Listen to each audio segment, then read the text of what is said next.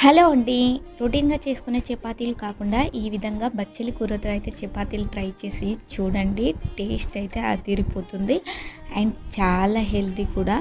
దీనికోసం అయితే మనం బచ్చలి కూరనైతే తీసుకోవాలి. తీసుకొని చక్కగా చాలా చిన్నగా ఎంత వీలైతే అంత చిన్నగా అయితే కట్ చేసుకోవాలి. ఈ కట్ చేసుకున్న బచ్చలి కూరనైతే మనం గోధుమ పిండిలో అయితే కలుపుకోవాలి.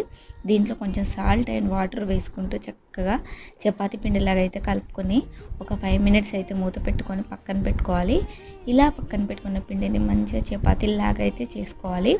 ఈ విధంగా చపాతీలాగా చేసుకొని చక్కగా మనం కాల్చుకుంటే నెయ్యి వేసుకొని కాల్చుకుంటే టేస్ట్ అయితే చాలా చాలా బాగుంటుంది.